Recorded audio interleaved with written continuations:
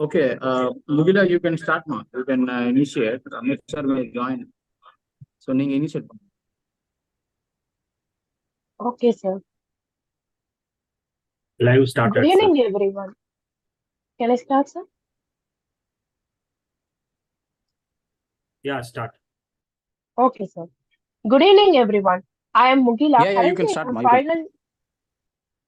a final year student pursuing computer science and engineering at Sri Sairam Institute of Technology. I warmly welcome all those who gathered here for Envirothon 2024 pre-conference 4 and specially welcome to IGEN and IEI committee members Dr. Ilango Sri, Maria Michael Raj sir, Nagarajan sir and Karnakaran sir for joining here. I warmly welcome you all for the pre-conference 4 on the topic of fighting towards climate change through engineering marvelous. I now welcome Dr. Gokul sir, who is the president of IGEN, to give us the welcome address.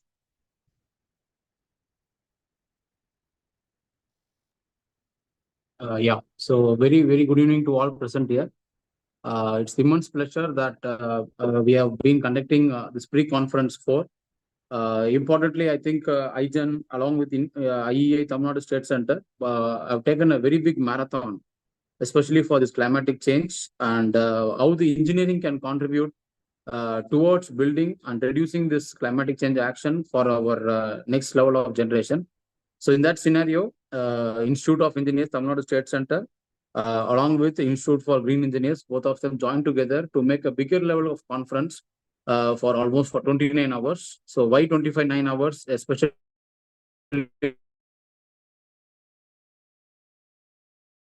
it's nothing but conference of parties. It's like where all the global leaders will join the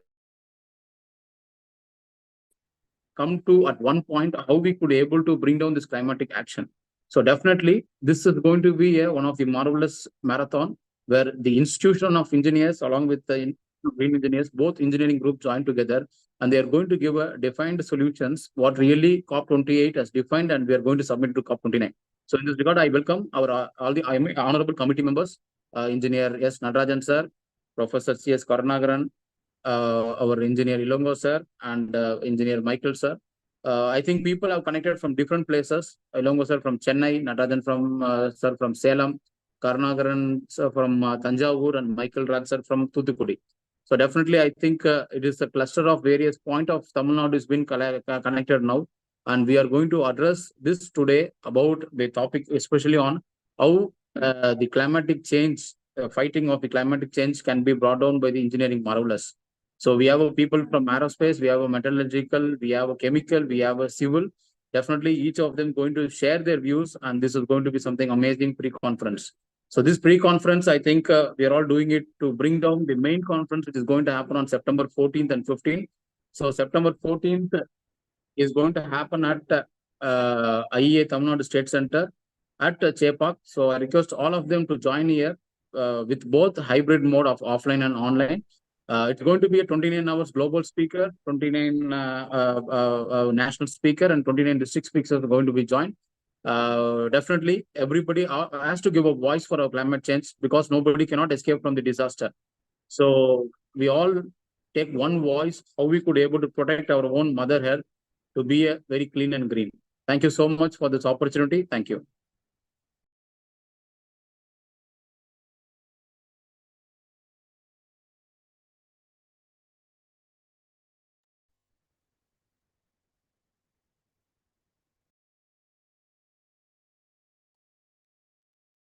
Yeah, proceed, Mugli. Okay, sir. Sir, is Karthikeyan sir present right here? இல்ல sir இல்லம்மா நீங்க அப்படியே start பண்ணிக்கலாம் with the speaker. You can Okay, invite sir. Ilongo sir with the theme and Okay, sir. Now, I would like to welcome our esteemed speaker, Dr. D. Ilango, Committee Member, Civil Engineering Division, IEI TNSC, to share his thoughts on the topic Fighting Towards Climate Change Through Engineering Marvelous. Welcome, sir. So thank you for inviting me. So I am Professor Dr. Ilango, working as a professor and head SR Malayam Engineering College. First of all, I will welcome you all the audience, and also good evening one and all present here. The pre-conference, the title is Climate Change Through Engineering Marvelous. So this is the prime topic nowadays. Because the climate change is, we are day by day, we are affected climate change in all aspects. The main problem for source of climate change is only thing is because of carbon emission. Because of this carbon emission, the global warming, heavy rainfall, and then the other disaster, everything will be occurs. Even if you are observing newspaper past 2 weeks, in across India, in each state, they are affected any one of the disaster. They're telling that cloudbuster and then unexpected or unpredictable rainfall. So these type of things will be occurs. But if you are look back to the Indian conditions, if you are observe past 50 years of history, so recently we are affected so much for this type of disaster, especially for the carbon emission. In carbon emission, if you are take it as, or if you are consider the carbon emission, the main source is vehicle and the industry. But the participant or the part of vehicle will be very negligible compared to the industry. If you take it as the industry aspects, especially the major industry like thermal power plants, steel industry, cement industry, they are major pollutant to spoil the atmosphere. Especially the acid rain and then the other particulate related things will be occurs. These industry, they are involved both gases pollution as well as particulate matter. For example, you take it as a refinery industries. In refinery industries, a lot of sulfur compound will be emitted. So these sulfur will be react with the oxygen in the atmosphere. It forms the sulfur dioxide. Again, it's go to the maximum altitude because of the weightless. So it mingle with the cloud, and finally what happens during the rainy season, the sulfur dioxide react with the water, that is rainwater, it form the acid rain. So this acid rain will be occurs in some kilometer region. For example, you take it as Taj Mahal. The refinery is located in 300 kilometers away from the Taj Mahal, that is Mathura. So the polluted point will be in about 300 kilometers. So because of this, it travel 300 kilometers from Mathura to Delhi. The entire area will be spoiled. So that's what the Taj Mahal will be there losing the beauty today. So this is the one of the example how the refinery industries they're polluting like this. The same thing in the thermal industry. The coal is one of the prominent fuel. So if you are burning the coal, a lot of carbon monoxide will be emitted. And then the vehicle, especially in metro city, they are emitting the large amount of carbon monoxide. So these carbon monoxide, it spoil the atmosphere in the form of ozone layer depletion and other things. What is ozone layer? So ozone layer is a friendly layer to the earth. It covers the entire surface, the earth surface. So this ozone layer will be, it protected the unwanted rays coming from the sun. Apart from this, if any dangerous rays or the heat will be balanced will be take place like this. But nowadays the ozone layer will be slowly it will be spoiled. Everybody say that the ozone layer will be hole will be created. Yes, where the ozone hole will be created. At present, Australia and Canada will be very worstly affected because of this. What happens? These carbon monoxide or the carbon related things, chlorinated compounds, so it will be spoil the ozone layer directly, and also it won't permit to escape the excess heat from earth surface to the atmosphere. That is the main problem. So what happens? So because of the temperature rise, so the that is especially the Arctic region start melting, the process will be started. And then the another aspect, the particulate matter will be mingled with the clouds. So the passing clouds, it will be producing heavy rainfall in one area.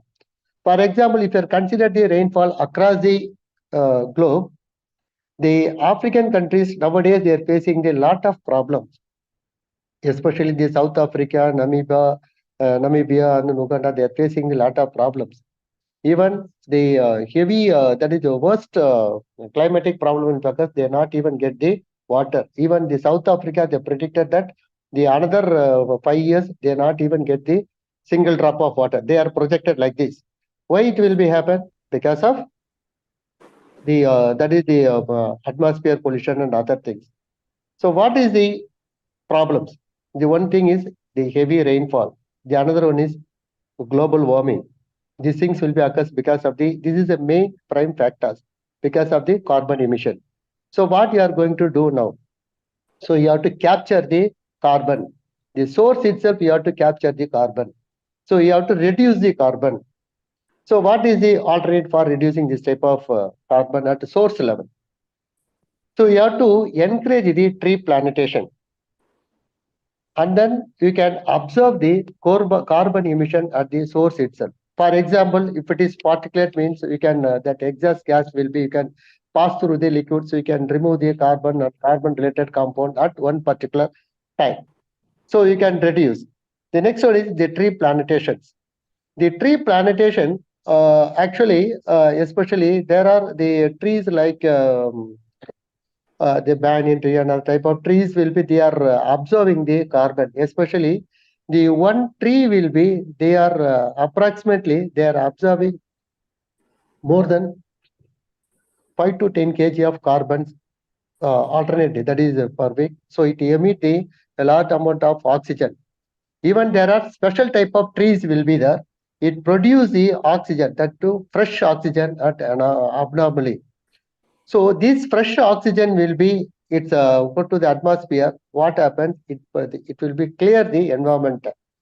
So if you are control the carbon at the source itself, that is the surface itself, so it won't go to the atmosphere, and also the other troposphere and other rest of the sphere will be you can save. And finally, this type of global warming and then the rainfall, heavy rainfall and other things will be we can control. Especially, you knew that in 19th century only, that is after industrial revolution.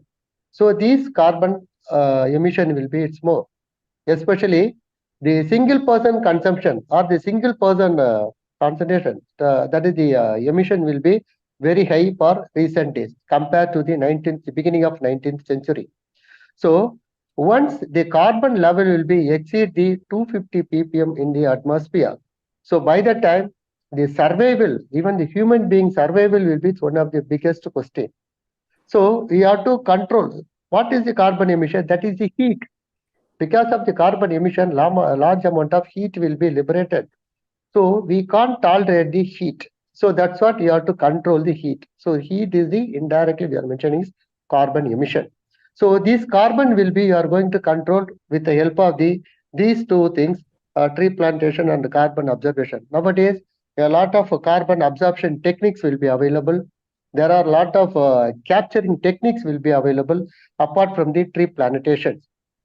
In another things, you can encourage a tree plantation at the same time. You can reduce the deforestation and other things. Because in beginning of 19th century, why we are going to tolerate up to this year 2000 means, if you are compared to the forest area, the recent 100 years, the past 100 years, the forest area will be reduced. So that is the impact we are facing the problem in nowadays. But in 19th century, the forest area will be small. The deforestation will be not occur in during those days. So that's what these things will be. So by the time the carbon emission will be there, this carbon emission will be controlled. So this is the main reason. So that's what nowadays the lot of countries, more number of especially developed countries, they are facing they are giving the more importance for carbon capturing and other things. Even Our Prime Minister also last year, they attended the conference so they are giving the assurance in year 2040, we'll show the free carbon program in our country. But we are moving towards the free carbon only, but it is a big task. So here, the participants like students, expert, the other my friends, there are various domain in this area. That is, industry people will be there, academicians will be there, various domains. So they are going to share their view knowledge. So we all are put together, and also we are going to move towards the free carbon areas in this thing. So we have to control the global warming, heavy rainfall, and other disasters. We are moving towards these things only. So this is the just awareness programs. So we are going to concentrate these things. So we are going to reduce these problems. So that is, I'm going to conclude this. So thank you for all the participants and then watching this free conference program. Thank you. Thank you, Dr. Ilango sir, for highlighting the climatic problems across the globe like global warming and heavy rainfall due to CO2 emission and the ways to control them. Now, I would like to welcome Mr. S. Nadarajan sir, committee member, Metallurgy and Materials Engineering Division, IEI TNSE, to share his thoughts on the topic of fighting towards climate change through engineering marvelous. Welcome, sir.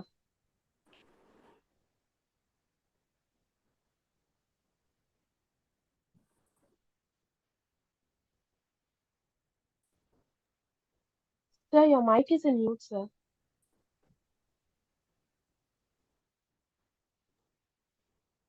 Now it is audible. Yes, sir. Good evening. I am Nadarajan, former General Manager, Steel Authority of India Limited, Salem Steel Plant, worked in stainless steel making, quality control area for 36 years. My sincere thanks to Google for giving a good opportunity to share some of my thoughts. This is really a need of our topic and everybody's responsibility to reduce the carbon emission. So just I want to share some of my thoughts and what are the challenges before steel plants to reduce its carbon emissions, how to make green steel and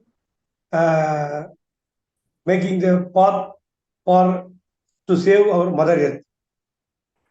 In India, the steel industry contributes to around 2% of the gross domestic product GDP and is critical to the country's progress. In the financial year 2023, the production of finished steel in India was 122.3 million tons. That is an increase of about 7.6% over the previous year. If you come to carbon steel emissions, the steel sector role is very important. India's steel sector accounts for about 12% of India's carbon dioxide emissions. That is, with an emission intensity of 2.58 tons of carbon dioxide per ton of crude steel production. Whereas global average emission intensity is 1.85 ton carbon dioxide per ton of crude steel.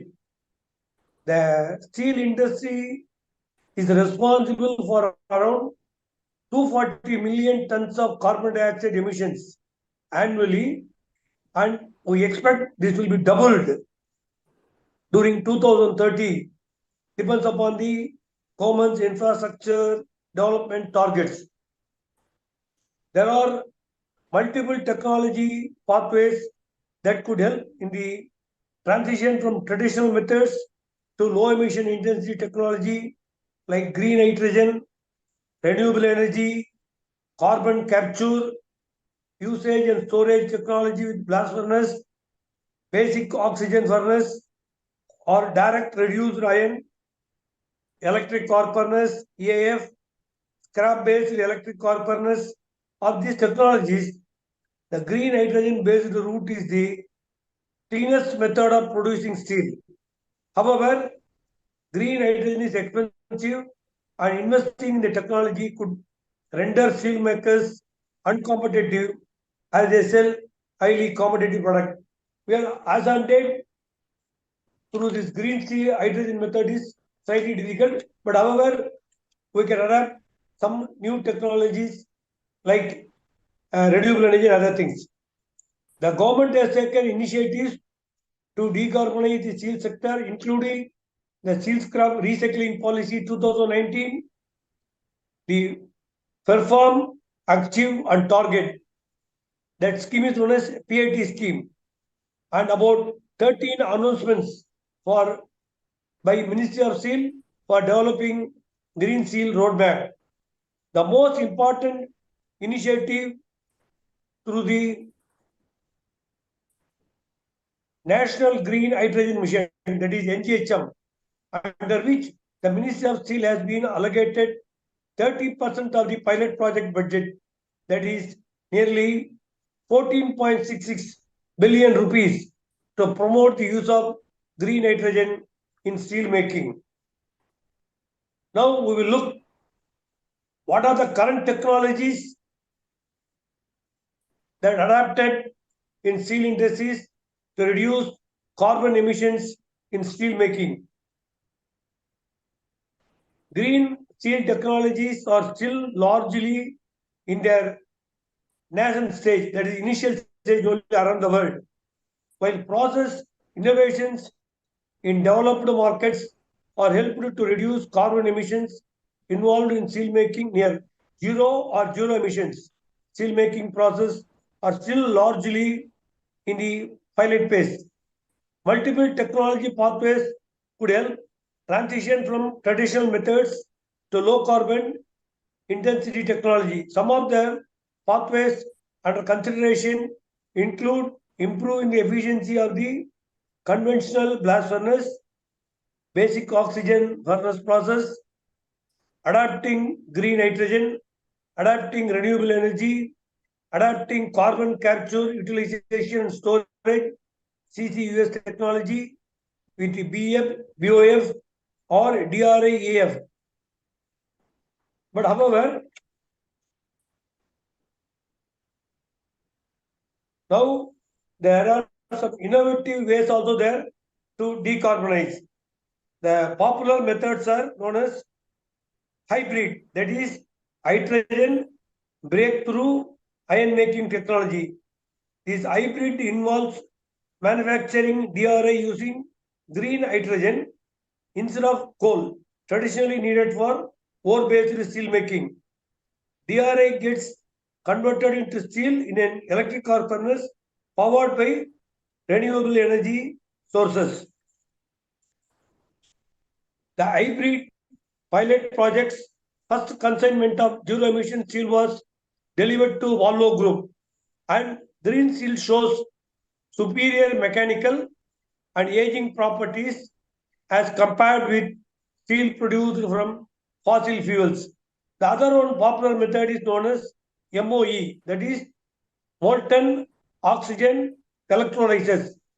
The MOE process can directly use renewable energy to reduce iron ore instead of hydrogen. Here, the electrochemical process takes place inside a squat, that is 2-meter wide steel vessel lined with aluminum based bricks with an anode inserted through the top and horizontal cathode on the base.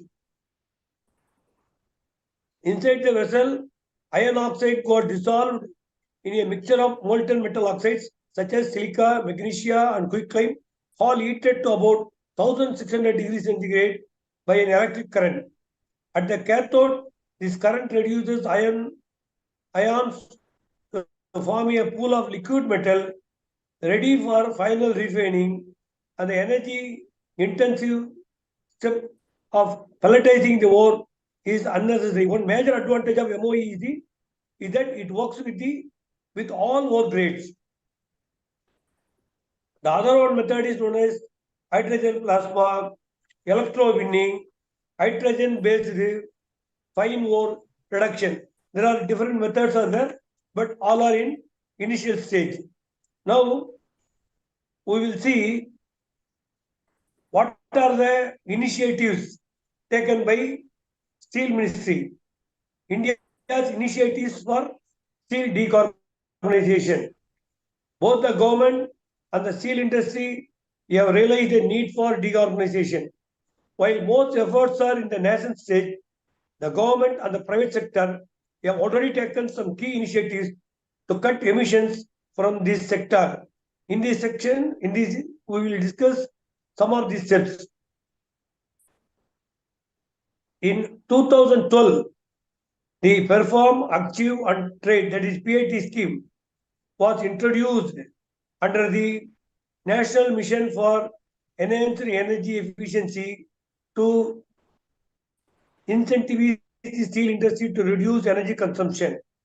The sector has achieved 5.5 million tons of oil equivalent and a corresponding CO2 reduction of 20 million tons from 2012 to 20. The government introduced a total 7 PIT cycles from 2012 to 2024.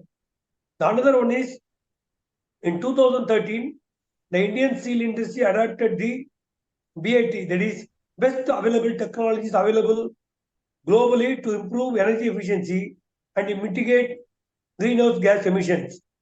This resulted in a considerable reduction in CO2 emissions from around 3.1 ton carbon dioxide per ton of crude steel in 2005 to around 2.5 ton CO2 per TCS in 2020.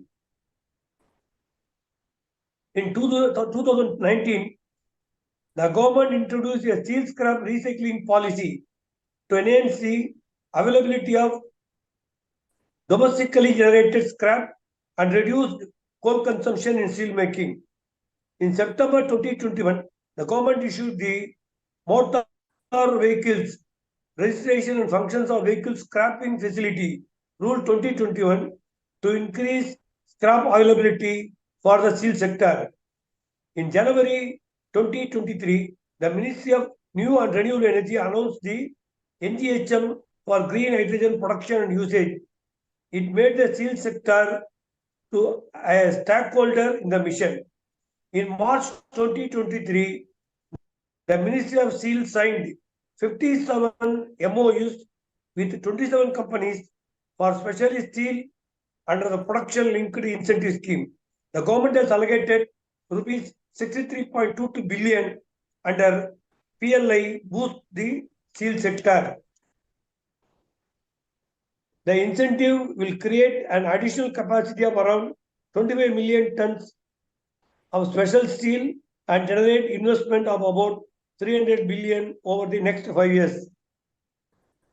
Now we will see what are the missions or goal setting by the major steel sectors in India. Companies are now actively involved in reducing carbon emissions from steel production. Many are joining the global trend towards setting net zero emission targets. Those who have set a target are global steel giant ArcelorMittal Nippon Steel aims to reduce 25% of its carbon emission intensity by 2030 and hit net zero emissions by 2050. JSW Steel aims for net zero emission by 2050. JSPL plans to set an ambitious target of net zero emissions by 2035. Tata Steel has set a goal to become carbon neutral by 2045. RINL Visakhapatnam made a specific action plan to achieve carbon neutrality by 2047. The public sector giant Steel Authority of India Limited announced its commitment to substantially reduce CO2 emissions, increase the share of renewable non-conventional energy by 2030, and achieve net zero emissions by 2070. This way, steel sector is making a roadmap and making action plans, all the things to reduce carbon emissions. So, once again, thanks for giving the opportunity to share some of my thoughts. Thank you.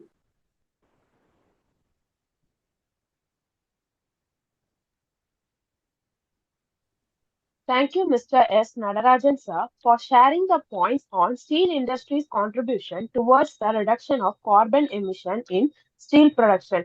Sir also highlighted few methods that are initiated by the government. Thank you for your valuable information and time, sir.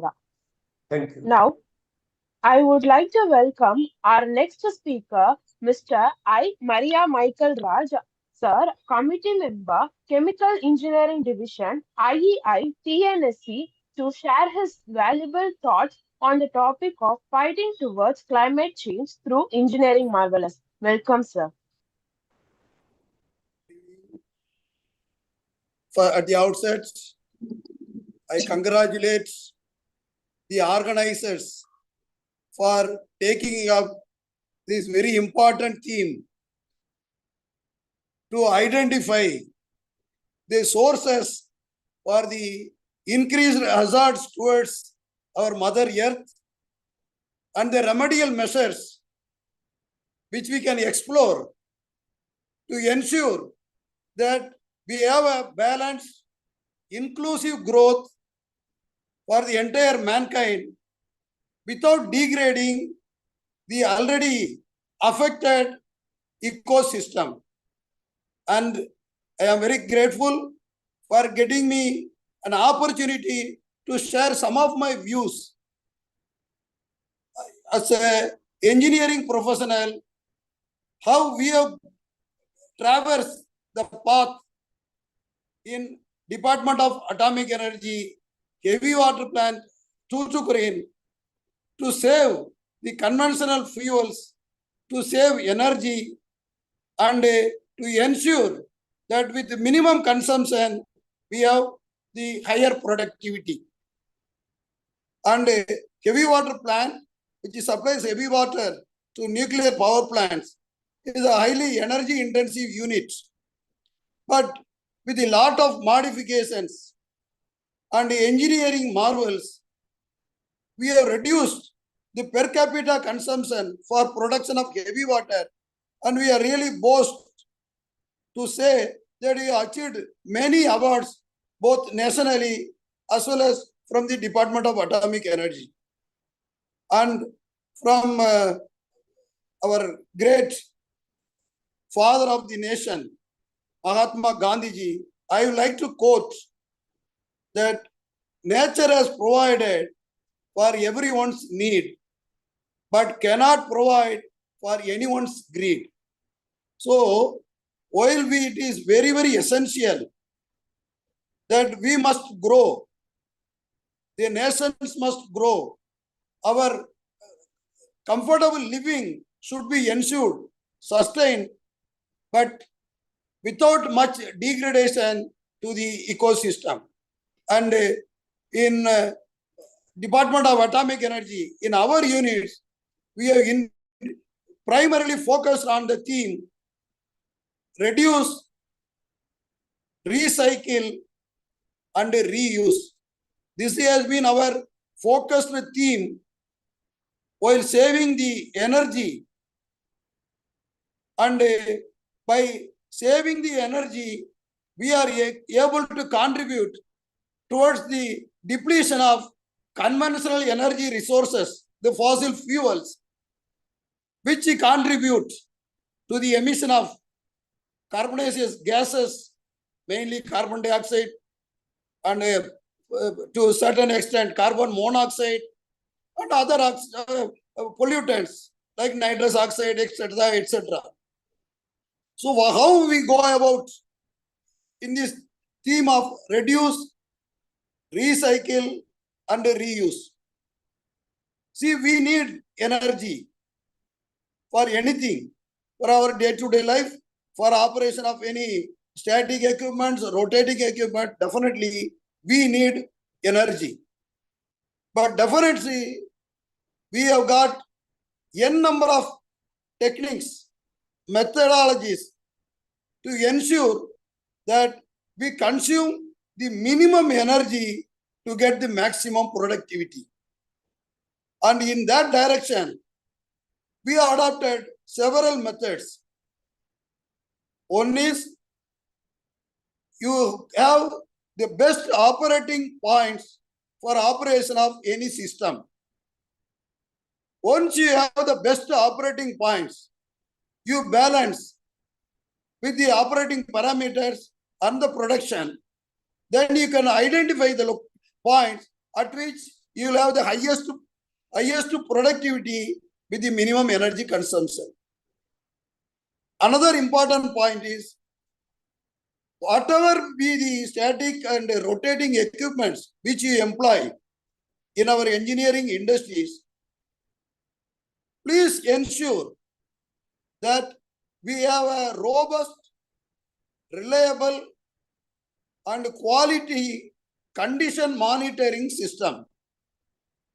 Once we have a robust, reliable, and certified condition monitoring system, we can confidently avoid any unnecessary surprise, any unintended shutdowns, any unforeseen failures which can affect our operating systems, operating equipments, lead to more emissions, both in terms of liquid effluents and as well as in terms of gaseous effluents.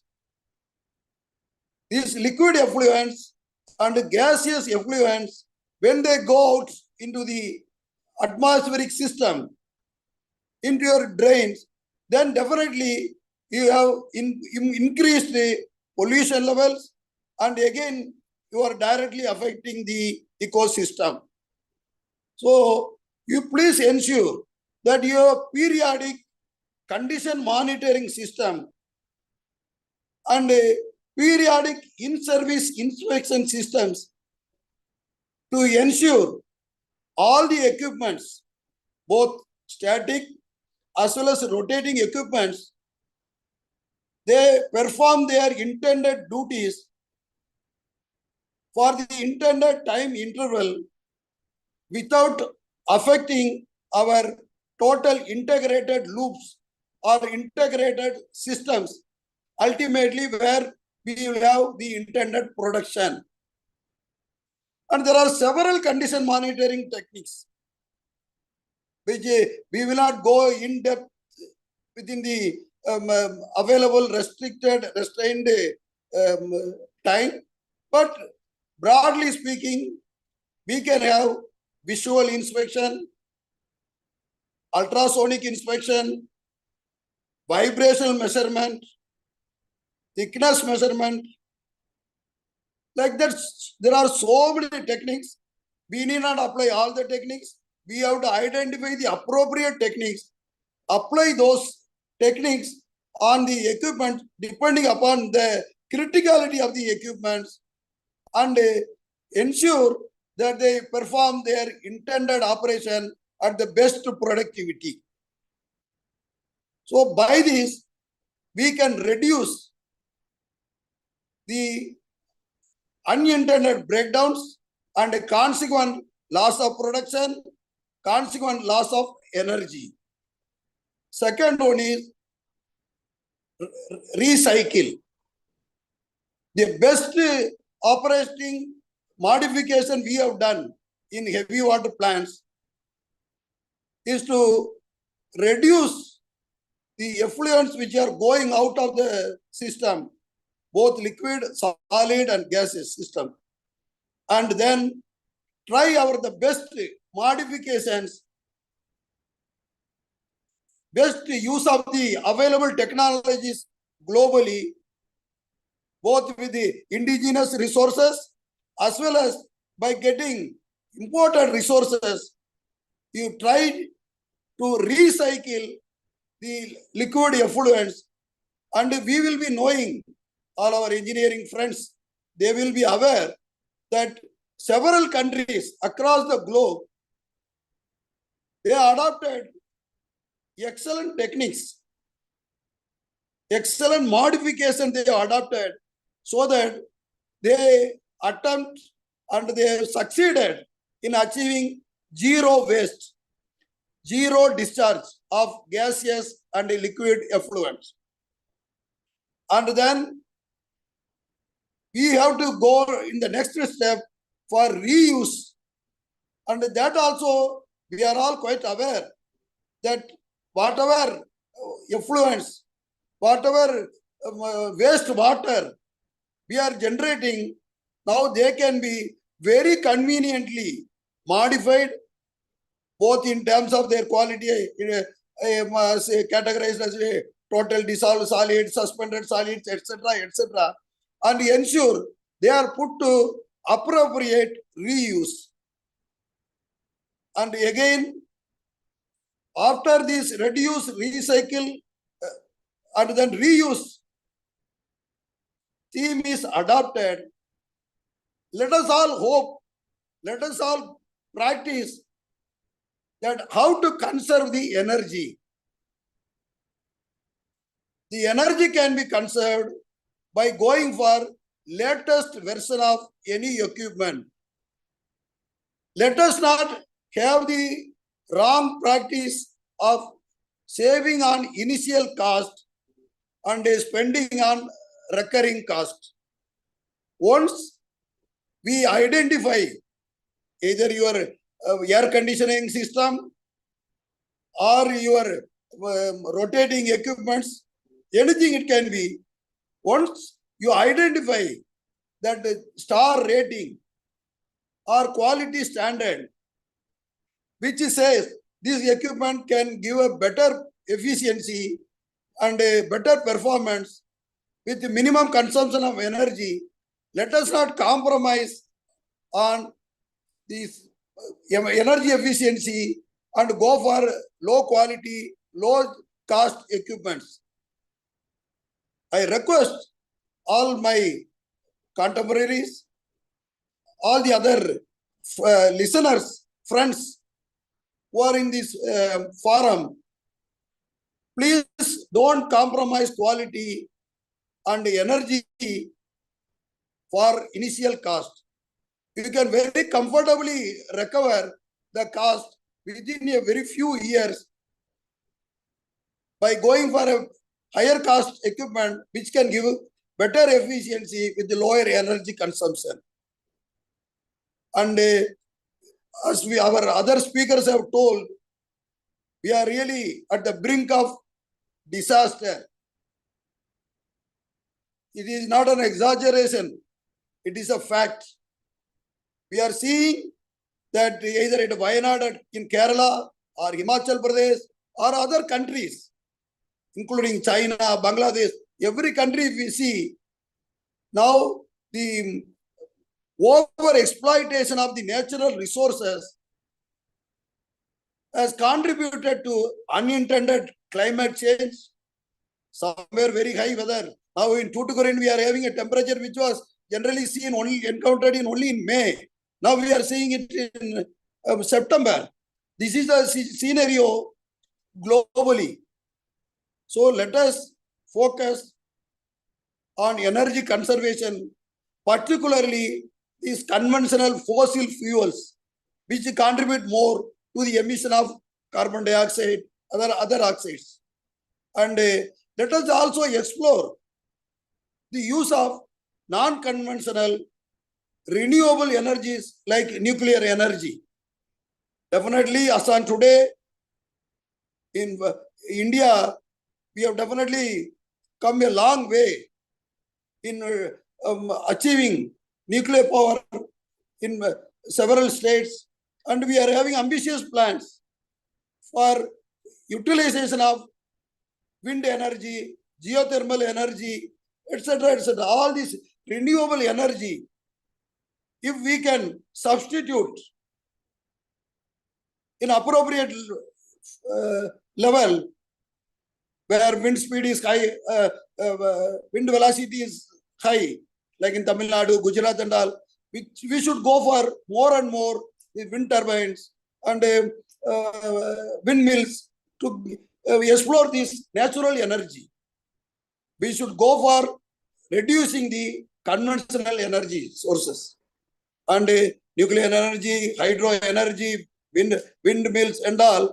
They are definitely now slowly increasing their percentage of contribution even inside our country. And I hope that with the resolution and with the ambitious agenda taken over by our present committees, definitely we will be able to do much more for saving the fossil fuels, which can last only for the next couple of hundreds of years only. And we should try to reduce the consumption of the energy, and we should be able to reduce, recycle, and reuse the energy resources, and the effluents we should be able to reduce, recycle, and reuse. And I am very hopeful that the initiative taken by IGEN, the Institution of Engineers, and other dedicated forums for creating an awakening, creating an awareness, and going forward with this sort of awareness campaigns to conserve energy, to save the Mother Earth from all stakeholders, including engineering industries, including domestic utilization. We should definitely focus on domestic utilization also. There are also a lot of scope, a lot of avenues available for conservation of energy. And I am really very grateful that I got an opportunity, though I could not do much of a homework, and I had to oblige since my friends had requested. And definitely this campaign will go a long way in saving energy. And this particular this platform, that engineering marvels, modifications, going for better rated, energy rated equipment, proper condition monitoring systems, etc., etc. There are several things we can go on debating and discussing, and freeze a common agenda platform which can be shared by all stakeholders. Again, I am very grateful, and I thank the organizers and the moderator, is Mugila, for giving the opportunity to share some of my views on energy conservation and in engineering industry, how we have gone about, particularly our nuclear industry. Thank you very much. Have a nice good evening. Thank you. Thank you, Mr. I. Maria Michael Raj, sir, for highlighting the importance of condition monitoring system that can help in conservation of energy. Thank you for an informative and an eye-opening session, sir.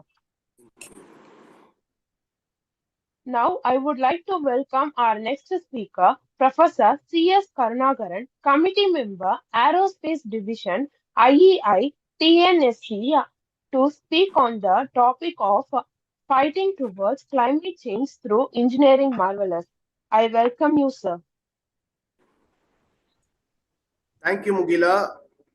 I really appreciate the team, IGEN, IEA, and all the organizers for bringing this topic, especially it's need of the hour for the entire globe.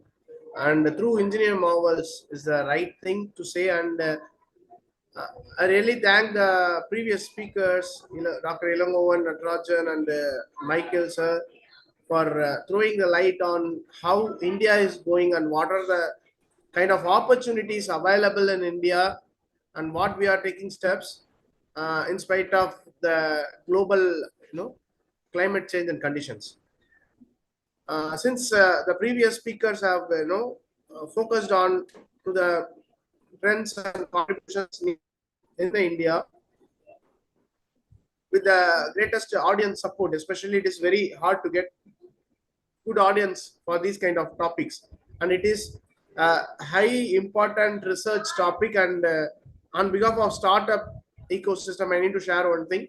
There are a lot of investors are ready to fund, startups related to this kind of climate change. I need to add this before going on. And if you people are interested, please approach me. I can connect you with a lot of investors. If you are focused startups, we can connect you through our incubation, Savita Simat's incubation also. Okay. So with this, what is a climate change? I like to know your feedbacks in the comments also. What is the climate change? When it started?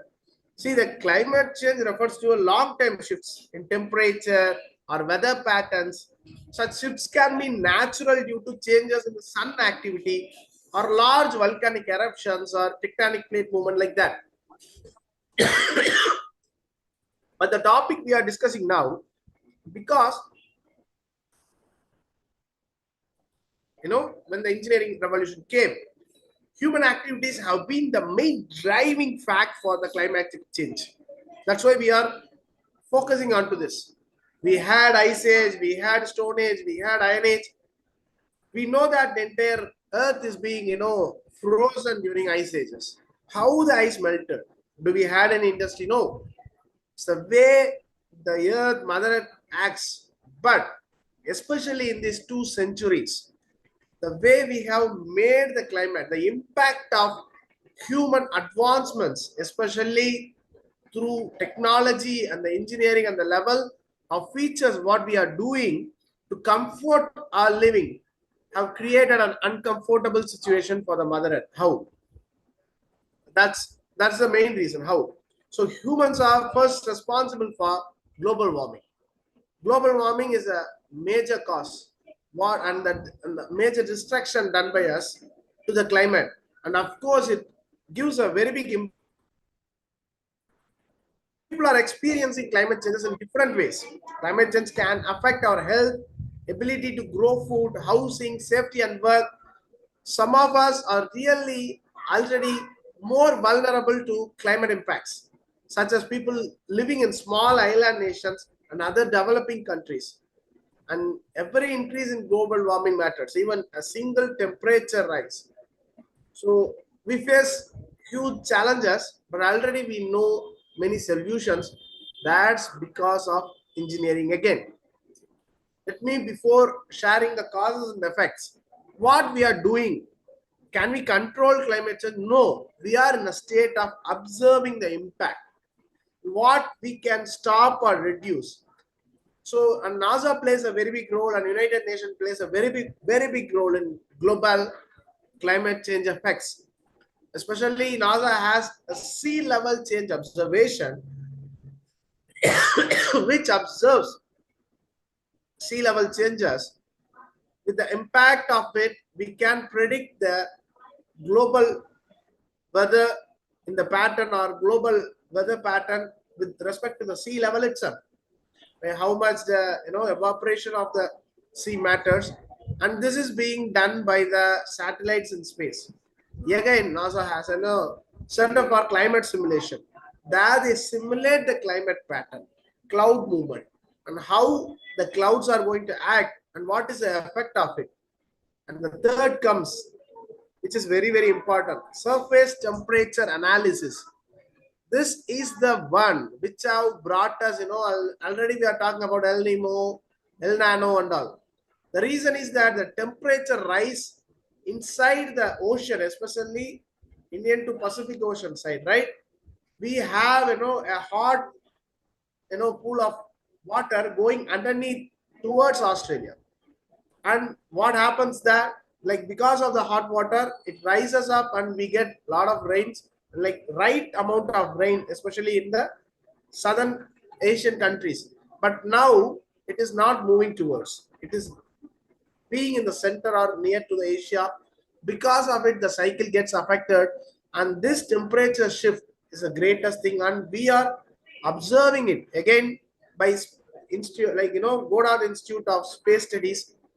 We have most advanced equipments in the satellite which observes surface temperature analysis. Okay, so we know that we have experienced the hottest summer this year. We cannot forget that. what is the amount of heat waves we got and how many lives we lost. Again, we have, NASA's next with has, Earth exchange kind of, it's a state of art supercomputing system which simulates, Earth system modeling, and NASA uses remote sensing data feeds to deliver a work environment for exploring and analyzing terabyte to, petabyte kind of scale levels in the database, covering large regions of continents in the globe.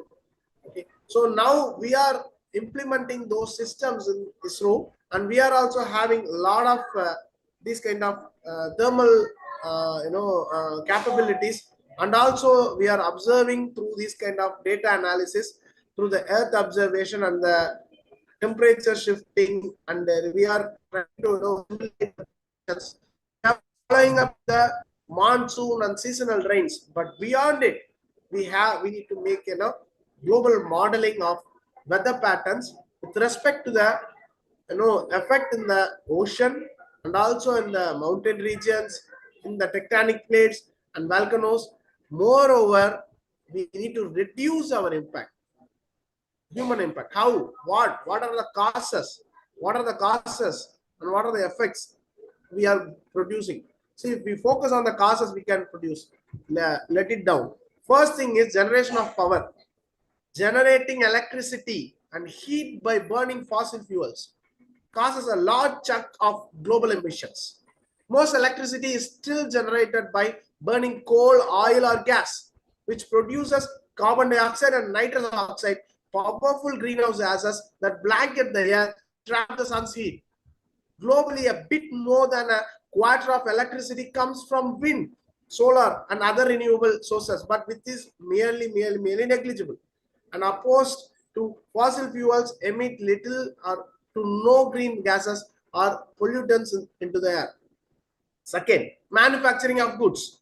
Manufacturing and industry produces emissions mostly from burning again fossil fuels to produce energy for making things like cement, iron, steel, electronics, plastics, cloths, and other goods. Mining and other industrial processes also release gases, as does the construction industries. So every production depends on, again, emitting and affecting our climate. Cutting down forest, deforestation is the greatest issue. Deforestation creates a farms or pastures or for other reasons causes emissions, since trees, when they are cut, release the carbon they have been storing. Each year, approximately 12 million hectares of forest are destroyed. Since forests has absorbed carbon dioxide, destroying them also limits nature's ability to keep emission out of the atmosphere. So we know this for decades together, but we need to focus. Again, next cause, using transportation. Most car, trucks, ships, and planes run off fossil fuels. Yes, we are marching towards zero carbon emission, but where we are, until we drain out entire fossil fuel, gas, and everything, we won't stop. And next is production of food. You won't imagine, yes, production of food comes very next to transportation. Producing food causes emission of carbon dioxide. Agriculture and cultivation is the first step of mankind take against to the global, ecosystem. Agricultural is the first vigilant step what we have taken against. And producing food on emission of carbon dioxide, methane, and other greenhouse gases in various ways, including through deforestation and cleaning of land for agriculture and grazing, digestion by cows and sheep, and the production and use of fertilizers and manure for growing crops, and the use of energy to run farm equipment or fishing boats, usually with fossil fuels again. So again, we need to focus on this food productions and the way of living itself, and then powering buildings, globally residential building, commercial building, what we have electricity, the way we communicate now, and then last thing, consuming too much. Your home and use of power, how you move around, what you eat, how much you throw away, all contribute to the greenhouse gases emissions. So does the consumption of goods such as clothing, electronics, and plastics. A large chunk of global greenhouse gases emissions are linked to private households. So it is not only about the industry thing, it is about the entire mankind, the way of living and the producing equivalent, the food we do and the way we utilize in our home is equivalent to the industrial production. And effects, how these things affects, first thing is hotter temperatures. As greenhouse gases concentration rise, so does the global surface temperature rises.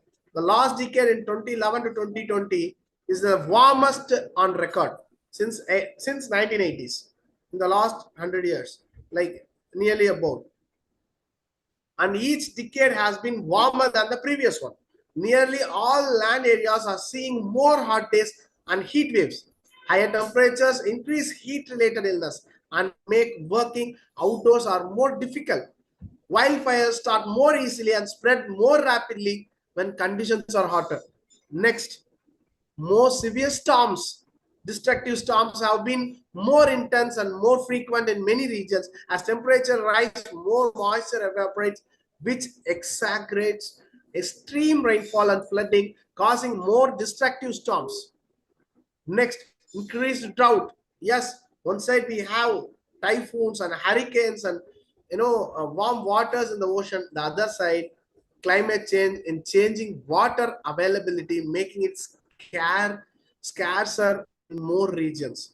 Global warming exacerbates water shortages in already water-stressed regions and is leading to an increased risk of agricultural droughts affecting crops, ecological droughts, increasing the vulnerability of ecosystem. Droughts can also stir destructive sand and dust storms that can move billions of tons of sand across the continent. Deserts are expanding, reducing land for growing food. Many people now face the threat of not having enough water on a regular basis. And then the warming, rising ocean. As we said again, the ocean soaks up most of the heat from global warming. Rate at which the ocean is warming strongly increased over the past 2 decades across all depth of the ocean.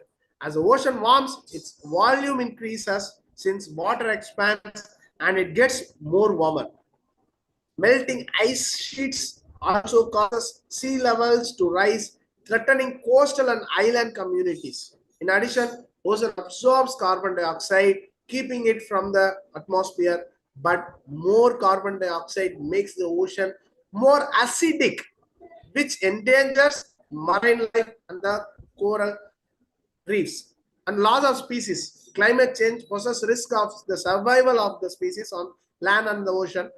These risks increases as temperature climbs up and exaggerated by the climate changes. The world is losing species at a rate of 1,000 times greater than at any other time in recorded human history.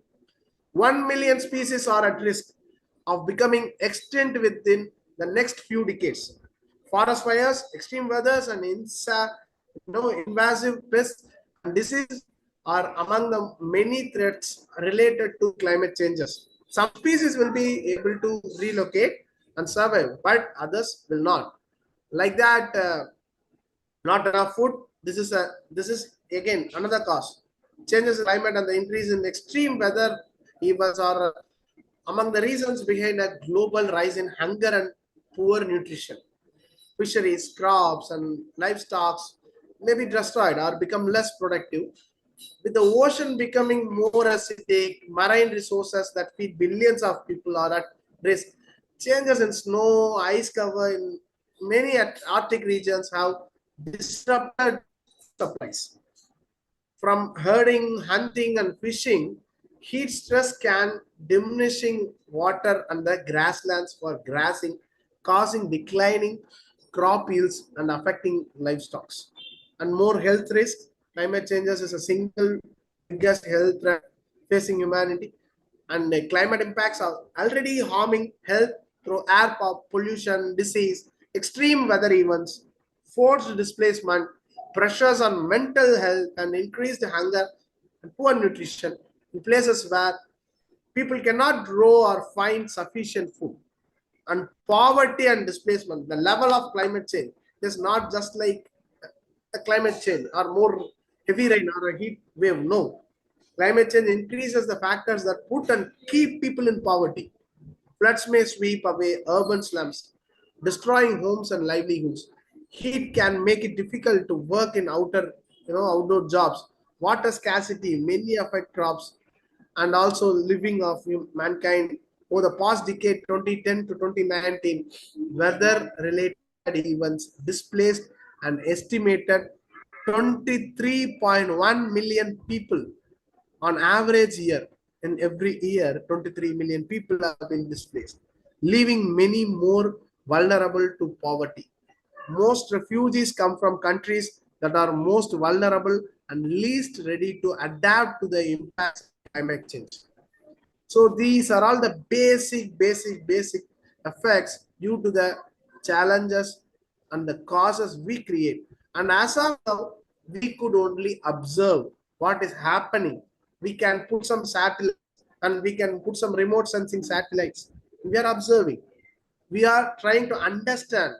We are expanding our knowledge and wisdom in the amount of climate change, predicting the ocean level, temperature, and also seeing through what we are doing through distraction.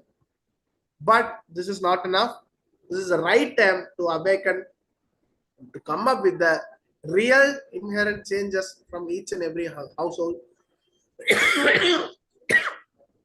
And the startup ecosystem in India, especially in Tamil Nadu, is giving you a better option now, and we are working on towards it.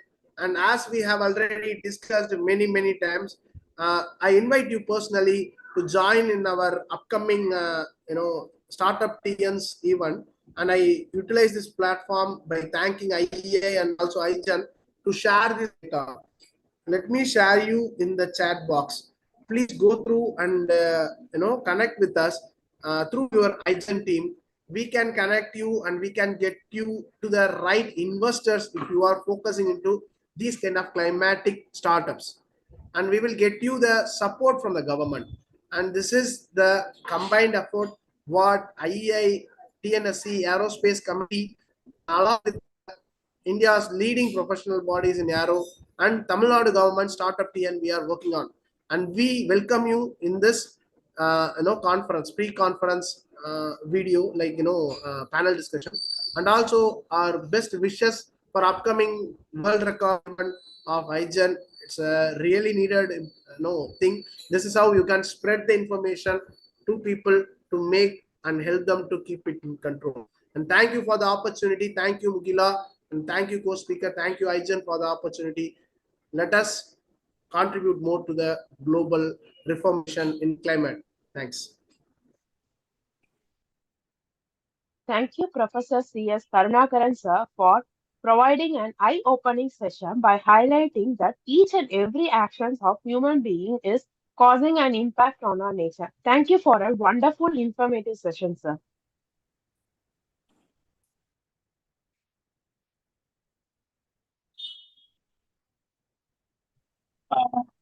Check with Ramesh sir has joined. Otherwise, we can show our highlights video.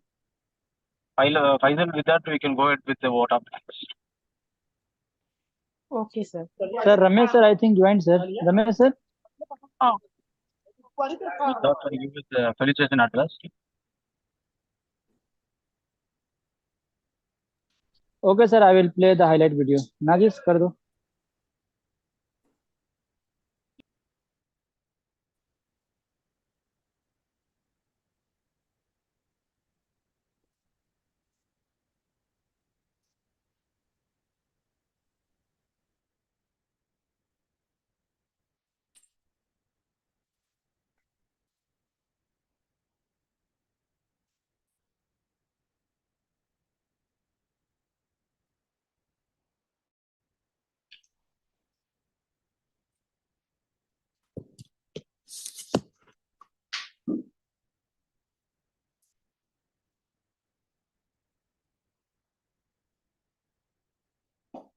Play करो Nazis, नहीं हो रहा है, play करो.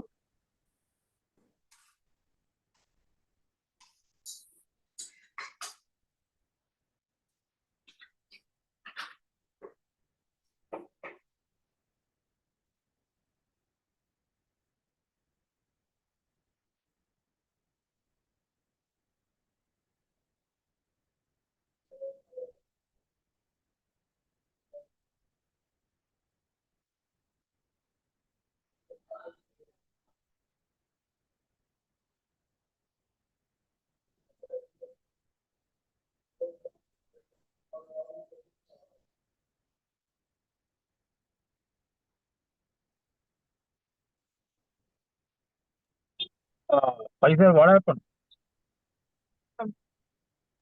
Sir, 1 minute. Najis, क्या हुआ?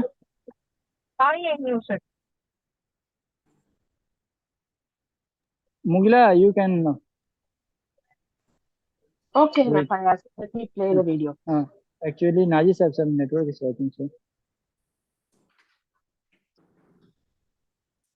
The video is not playing. नहीं हो रहा, नहीं हो रहा. Okay, let me reshare it. हाँ.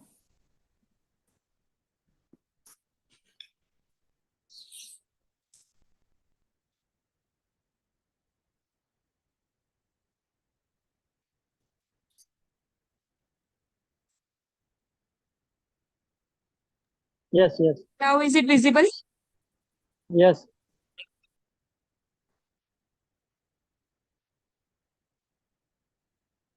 ऑडियो नहीं है, ऑडियो नहीं है. ऑडियो विथ ऑडियो कर स्क्रीन से. Yeah, 1 minute. Okay.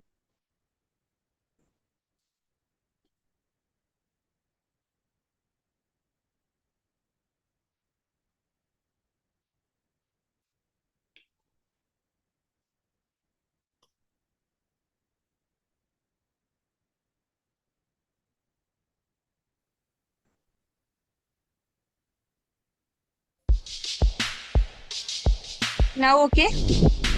Yes.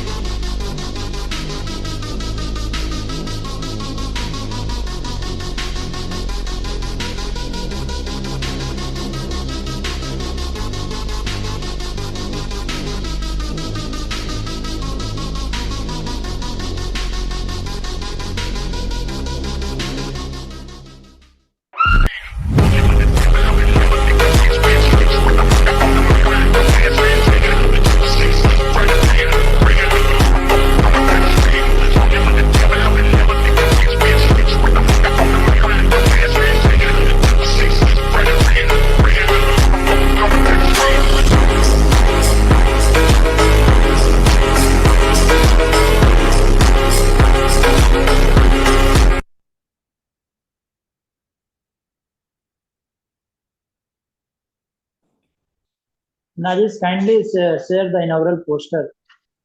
Display the inaugural poster.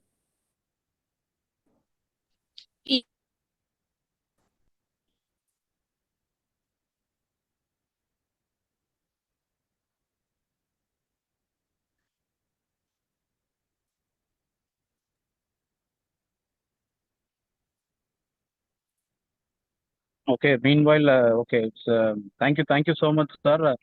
Our Michael Raj sir, our Natarajan sir, Karunakaran, and Ilongo sir. Definitely, our IEA is being a part of this event, and you have delivered a very important notch. How engineering marvelous can able to fight against this climatic change. I hope, I think the audience and students who have been there is being connected, and definitely I think they would have got the various messages from our eminent personalities. Since Michael Raj sir is from Atomic Heavy Water Board as associate director, and he's an industry. And again, Natarajan sir was worked in SAIL, and he's also from the industry. And we have two academics like Karunagaran, who is the aerospace engineer, and he was working in the Savita, and Ilongo sir, who is working in Saram as a civil engineering professor. So definitely, their thoughts and sharing has boosted us, and that is going to give a lot of importance for our conference. So with this note, our IGEN president has joined. So I would like to invite our IGEN president to give us a felicitation address. Thank you, Gokul.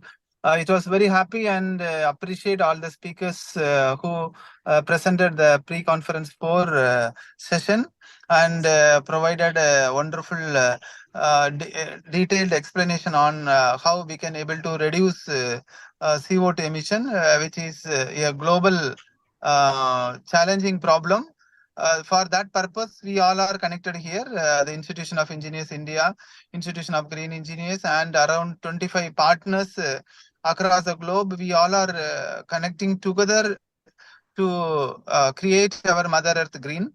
So automatically, whenever we call the Mother Earth as green, we need to reduce the CO2. So various aspects of reducing the CO2 is discussed in various pre-conference. And the main conference, a lot of speakers are going to present their views. And finally, the recommendation which we are planning to communicate to the COP29 team. So the COP29 Conference of Parties, 29th conference, which is going to be scheduled in the month of November. And there we are going to send the recommendation which starting from pre-conference 1 to 4 and again to the main conference, all the recommendation consolidation. We are planning to have like a white paper and planning to submit to the conference team. So this is what the action plan. So the objective behind this, we are inviting all the professional society and be part of us. And through the partnership for the goals SDG 17, because the SDG play a very big role in providing the climate change. So you all know that 17 SDG goals are there, 169 targets. Out of 169 targets, more than 60% targets are talking about the climate change, and all the goals targets are there, indicators are there, and only the goal immediate urgent action need to be taken is written only for SDG 13 climate action. Only for SDG 13 climate action, immediate action to be taken, it is to be written. So that is what we all are here, and we all again will support and motivate the young student community so that in future we all collectively together be a part of reducing the CO2. That is what I on this occasion, and thank all the speakers, particularly all the organizers, particularly special thanks to Gohul, who is the lead coordinator and the organizing chief organizer for IGEN Environton. Not only that, Israt ma'am and Tanuja, organizing secretary, and headed with Fayaz, Murali and team, the design team. And not only that, we have 5 element coordinators, and all the coordinators are perfectly executing the programs, and each elements we are planning for the competitions also. So it is a wonderful moment where we all connected together and we able to come out with very good action plan in on 14th and 15th. I request all the speakers, those who are presented here, to invite you all to be again part of our conference to present your recommendation views. Thank you, Gokul. Thank you, all the speakers. Yes, sir. Thank you, sir. Thank you so much. Thank you, sir. So with this, we have released our inaugural poster. So we are again welcoming all our teammates who's watching in the YouTube as well as in the Zoom. And it is a recorded event. So the Minister of Environment, Government of Tamil Nadu, Thiru Shiva V. Meganathan sir, is going to become a chief guest for our inaugural event. And he's also going to release the 2 important records which Envirathon has achieved in 2020. One is World Book of Record, London, and another is Limca Book of Record. So I think all the organizing committee as well as the participants, everybody can give you a presence on the day of 14th 9, 2024 at IEI TNSC Chair Park to grace the occasion And only one statement I want to say: let us all stand together to voice out this climatic change and make our earth clean and green and much more away from this increasing in temperature. So with that, thank you so much. I would like to ask Mukila to continue. Thank you. Sir, one request, sir. Group photo, sir. Kindly everyone open the camera, sir.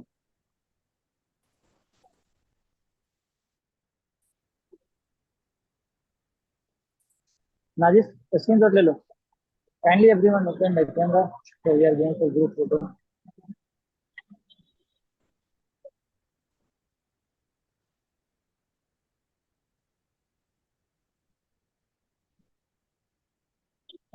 Najis, take care. Yes, yes. अपना भी open करो.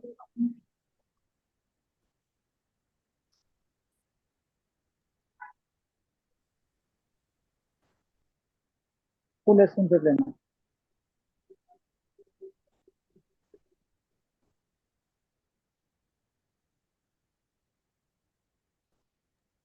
I have completed it.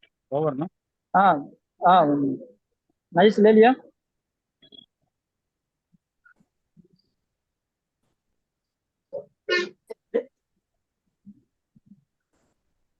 One minute, sir. 1 minute.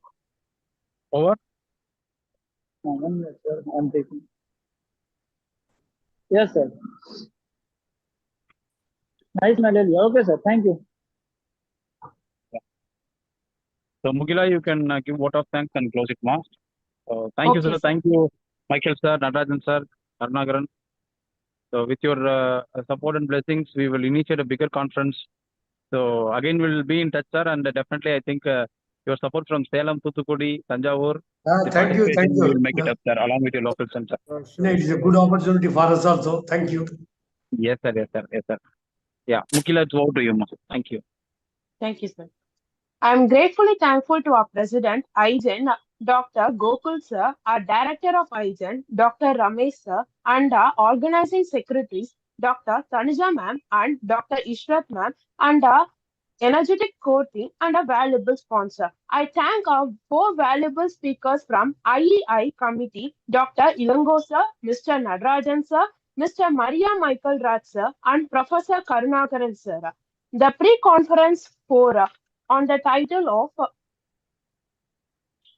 Fighting Towards Climate Change Through Engineering Marvelous was a very valuable discussion about our nature and climatic conditions in both positive and negative ways that we face at present in the world.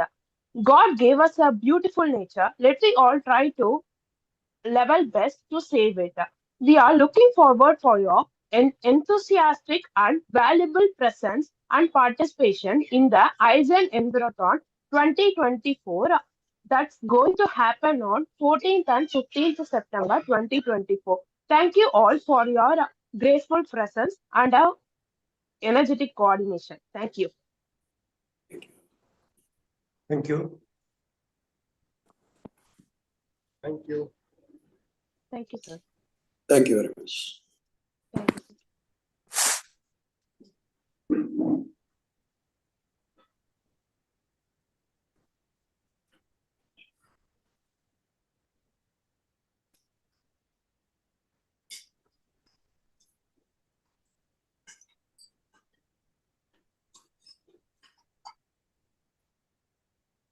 Okay, Mukila, we can leave. Thank you, everyone. I will close the